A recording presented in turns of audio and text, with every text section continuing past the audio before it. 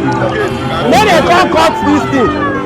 See am, make dem cut am. Make dem come cut am, come swear say wetin happen. My Naija pipo don bring ogbonge Bishop news story. My name na Nehi. Make I sharparly yarn una some tori wey be say e just happen. The Minister of Works wey be Dave Umahi don come dey fire bad mouth as him pass vote of no confidence on top one contractor wey be say e dey handle one east-west road project. During wey be say him go inspect the road on Wednesday, September 21st, 2023. And after wey government don even spend 71 billion naira to give the contractor to construct the road, meanwhile the contractor not do any better work. Let me pass vote of no confidence on this road. I wouldn't certify anything on the road. The road has completely failed. President Bola Ahmed Tinubu don come dey advise Nigerians wey say dem dey for New York, United States of America, say make dem rise above anything wey be failure and also to succeed for everything wey say dem go do. As im come talk, say im government go need dem wey say dem dey abroad to come back Nigeria. As President Bola Ahmed Tinubu yarn dis talk during the presidential town hall meeting with Nigerians for inside New York City, United States of America on Wednesday, September 21st, 2023.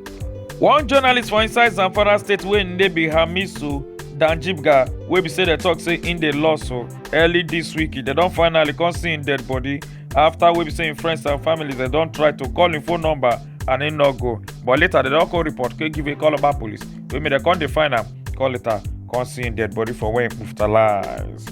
Plenty Nigerians don come dey provoke because of the cost of things as dollar don come rise again to 985 naira per dollar, wey make naira come fall waste for ground yakata. And on Thursday, September 22nd, 2029, the exchange rate they rise like this. For top this video, we say they see the former governor of Anambra State wey be Willie Obiano as he carry one small dog weighing with the dog come dey waka dey stroll for inside abroad. We make Nigerians dey come dey fire bad mouth dey give am. Say now they waka freely with no escort for inside country. We say they get good security. Lamidi Apapa will be the national chairman of another faction of Labour Party don come dey tell the Labour Party presidential candidate will be Peter Obi say make him just jejely go find another political party wey go take pursue im presidential ambition before 2027 election. Say because he no go allow Peter Obi to become the presidential candidate for inside Labour Party when e reach time for 2027 general election. The governorship election petition tribunal court wey dey for inside Enugu State don come give their judgment as they come yarn say the PDP governorship candidate wey be the governor of Enugu State Peter Mba say na him go remain as the governor of Enugu State as tribunal come throway all the petition wey be say dey challenge the winning of Peter Mba for the March 18 governorship election wey dey do for inside 2023 Enugu State. Fire don burn the Beast Royal Hotel wey dey for Airport Road inside Ajao Estate for Lagos State as the fire start around that kind 4:50 p.m. But before fire service come, the fire don really damage come burn plenty things there wey worth millions of naira for inside the hotel. But they never really know wetin cause this fire as I would tell the yarn this story. The acting inspector general of police wey be Olukayode Egbetoku don come land for inside Shenzhen, China, where be saying go participate for the 2023 Global Public Security Cooperation Forum for inside Liangyang, and different international security experts them and stakeholders them. All of them now they go gather for the meeting where they go do on top the security matter.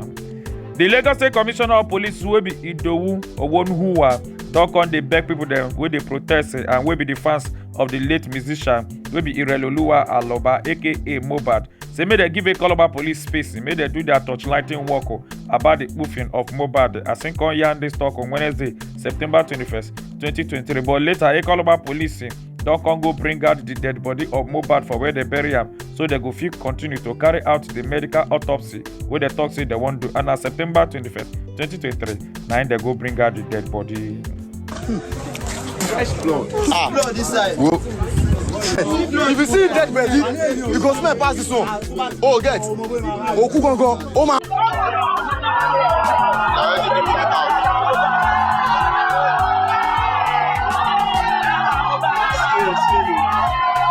Plenty fans and friends of the ogbonge Nigerian musician wey don poof pie wey im name be Ireloluwa Aloba aka Mohbad don come out today on Thursday, September 22nd, 2023 to come do the candle light wey they say they wan do for inside Lagos State. And the ogbonge Nigerian musician wey be David Adeleke aka Davido don also come show body for the place.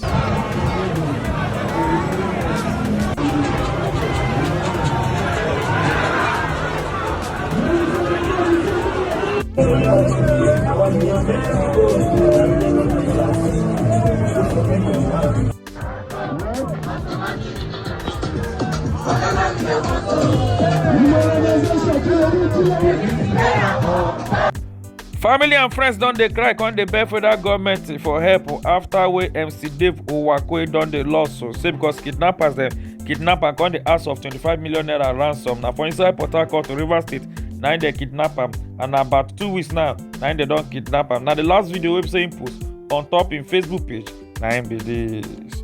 I can't swear say wetin happen yesterday for that court. Say that player dem play inside court yesterday, they never arrange the drama since. When they come and come talk say no be script.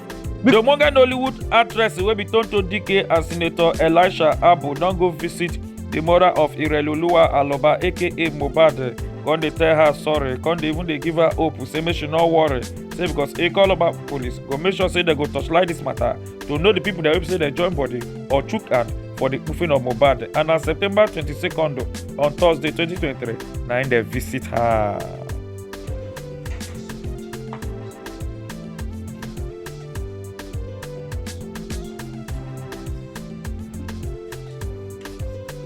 Now be small wahala one man wey be saying resemble Sammy Larry don come out to come dey cry out dey beg Nigerians o say no know Sammy Larry and two of them no relate at all.